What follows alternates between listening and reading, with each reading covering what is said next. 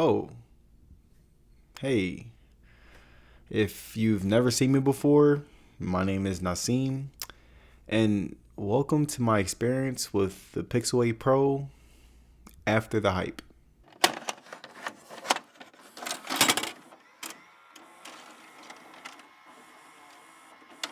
Now, over the past few years, Google phones have kind of gone through the same phases. The Pixel 6 Pro, 7 Pro, and 8 Pro have all faced a similar fate that is great for long-term users, but it's also pretty bad because it requires a ton of patience.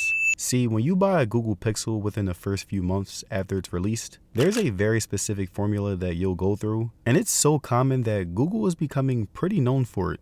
Phase 1. You just opened up your Google Pixel, you're excited, everything seems amazing, and everything is new to you, so you're pretty blind at this point. Phase 2. You've been using your Pixel for about 2 weeks now, and you start to notice some bugs that you didn't really notice before. It starts to mess with your experience as a whole, and at this point, you're begging Google for an update. Phase 3. You've given up.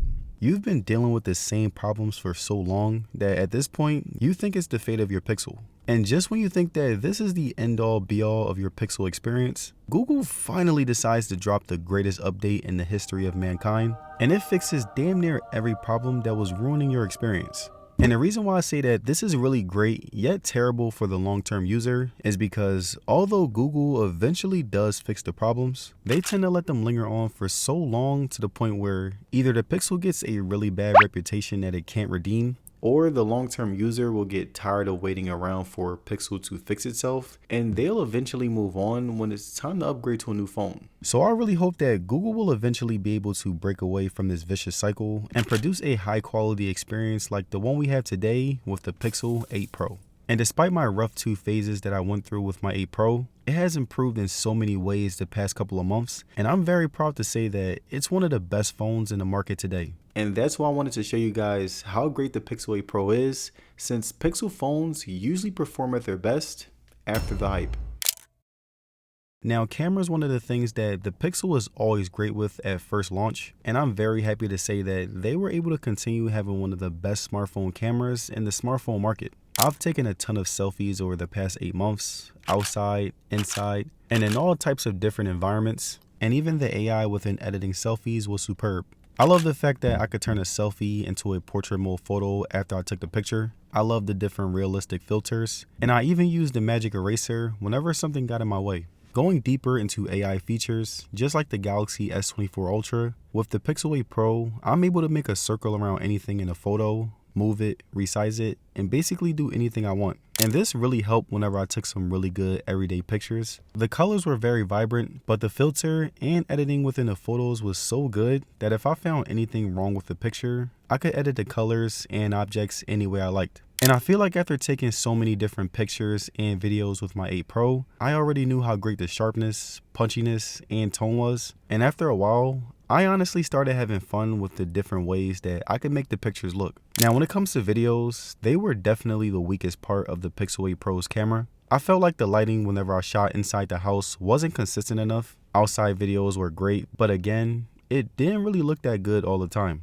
The AI within videos was also really cool as well. You have the magic audio eraser that lets you reduce sounds like wind or crowd noise in the background of your video. Cinematic pan if you want to have that really smooth look when filming. And you can also add a background blur, which will give you that professional movie blur in the back while you film. Google also decided to include a new feature on the Pixel 8 Pro after all the hype has died down. The 8 Pro now has circle to search, and when it first came out, it was only available on Galaxy S24 phones, but now it made its way to Pixel. And this feature basically lets you circle anything on your screen, and it'll automatically turn it into a Google search. Now, as someone who frequently plays power-heavy games on my phone, the Pixel 8 Pro was by far the worst at running them. Now, in the first few months, it will look bad all around, extremely laggy, the frame rate was terrible, and it was just an overall bad experience. But after a long awaited update, Google finally addressed this problem, and ever since, the Pixel 8 Pro plays games extremely smooth,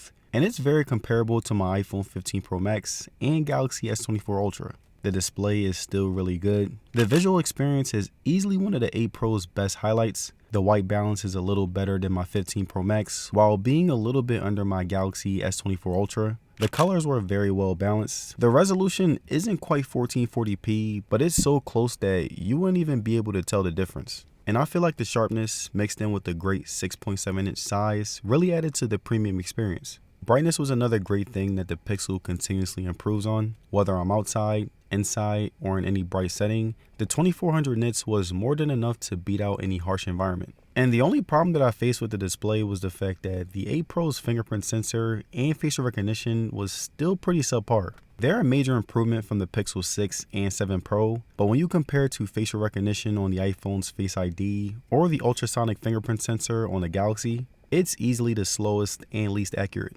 Battery life has always been very solid for me, but as time goes on, the Pixel will continuously learn my usage patterns, which gave me even better results over time. My favorite thing about the Pixel was the fact that I only had to charge it once a day, so from the morning when I wake up, all the way until night when I'm going to sleep, my Pixel is lasting me all day on a consistent basis. Now, I usually try to stray away from saying how much screen time I get because I realize that it doesn't really matter much. It all depends on what apps you're using, and again, the Pixel's battery learns your patterns, so my usage pattern will be completely different from yours. I'm usually on apps like Instagram and Twitter. I check emails throughout the day.